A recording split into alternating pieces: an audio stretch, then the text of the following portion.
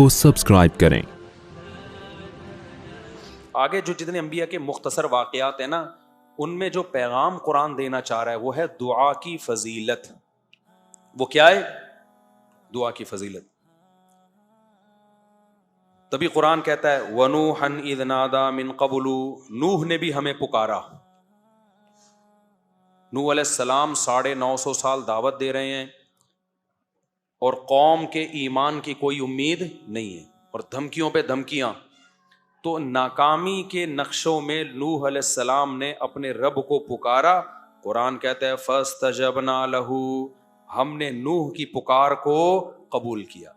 आज बहुत से लोग कहते हैं हम दुआएं मांगते हैं कबूल नहीं होती। भाई कबूल होती है उस टाइम पे जिस टाइम पे अल्लाह चाहेगा।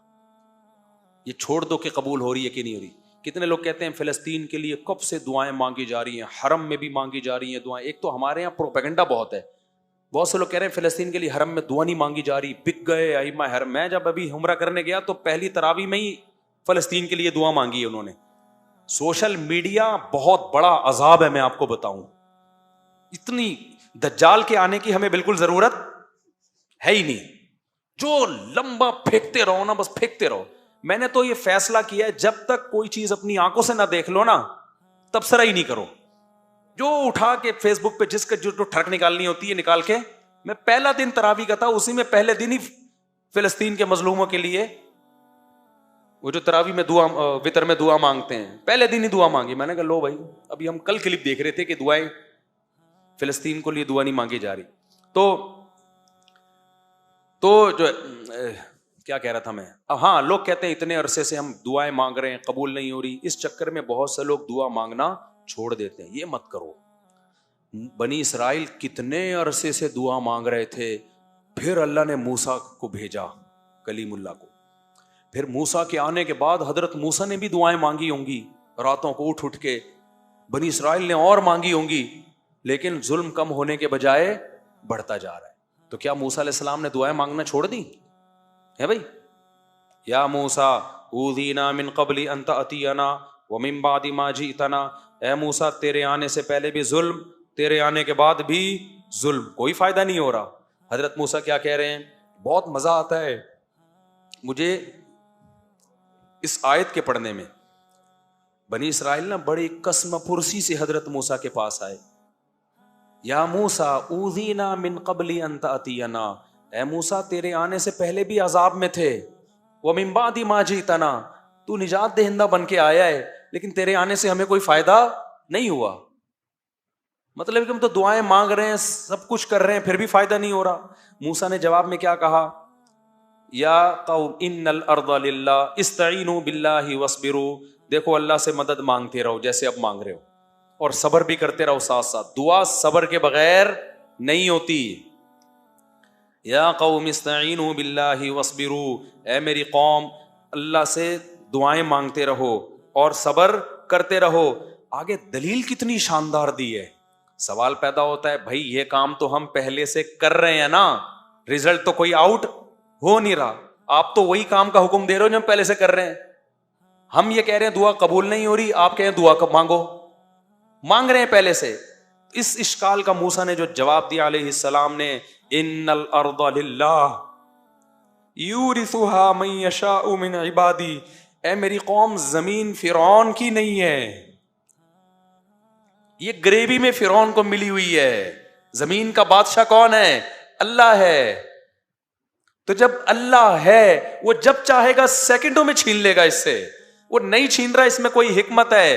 तो जो अल्लाह का काम है वो अल्लाह को करने दो, जो तुम्हारा काम है वो तुम करो। हमारा काम है भिखारियों की तरह, उसका काम है जमीन छीनना, हम अपना काम करेंगे और वो उसको उसका काम करने दो, क्योंकि मालिक वो है, जब चाहेगा सेकंडों में छीन लेगा। इन्नल अर्दा लिल्लाह यूरिसुहा मन यशाउ मिन इबादिही, वो अल्लाह जिसको चाहता है जमीन का मालिक बना देता है। आज फिरौन को बनाया हुआ है, इसका मतलब ये नहीं कि हकीकी मालिक फिरौन है। हकीकी मालिक फिरौन होता फिर हम मायूस होते ना। हकीकी मालिक कौन है जमीन का? अल्लाह है। तो हमें मायूसी की क्या जरूरत है भाई? वो नहीं छीन रहा, कोई हिकमत है, हमें आजमा रहा है। वो जब चाहेगा 2 मिनट में छीन के हमारे हवाले कर देगा। तभी तो कैसे 2 منٹ میں چھینا کہ نہیں چھینا؟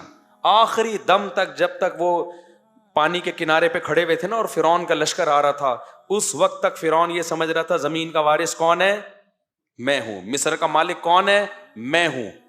پھر جب پانی میں راستے بنے، بنی اسرائیل پار ہو کے گزر گئے، اس وقت بھی فرعون بھی یہ سمجھ رہا تھا کہ مصر کا مالک کون ہے؟ بولو، میں ہوں. جیسے آج اسرائیل سمجھ رہا ہے کہ بیت فلسطین کا مالک کون ہے؟ اسرائیل ہے. فرعون تو اس سے بڑے پاورفل تھا، وہ بھی آخری اینڈ تک یہی سمجھتا رہا کہ زمین کا مالک کون ہے؟ میں ہوں. راستے بن گئے، اس وقت بھی فرعون سمجھ رہا تھا مصر کا مالک کون ہے؟ میں ہوں. بنی اسرائیل بھی یہ سمجھ رہے تھے، حضرت موسیٰ بھی یہ سمجھ رہے تھے کہ فی الحال زمین کا مالک کون ہے؟ فرعون. چند سیکنڈوں کے اندر کام ہوا ہے.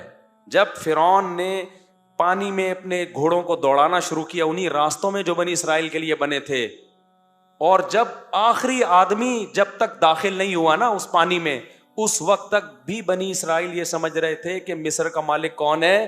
فرعون. ان کو کیا خبر تھی کہ یہ ڈوبے گا یہاں پہ؟ اللہ نے موسیٰ کو صرف یہ بتایا تھا کہ سمندر پہ لاٹھی مارو راستے بنا دوں گا. اب تک یہ وحی نہیں آئی تھی کہ اس کو تباہ بھی کروں گا، جو ظاہر اس آیت سے جو پتا چل رہا ہے. تو اس وقت تک سب یہ سمجھ رہے تھے. این وقت پہ جب آخری شخص پانی کے اندر داخل ہوا ہے نا، اور اس امید پر کہ اب ہم وہاں سے نکل جائیں گے، اس وقت اللہ نے سمندر کے 2 پارٹوں کو ملا کے بتا دیا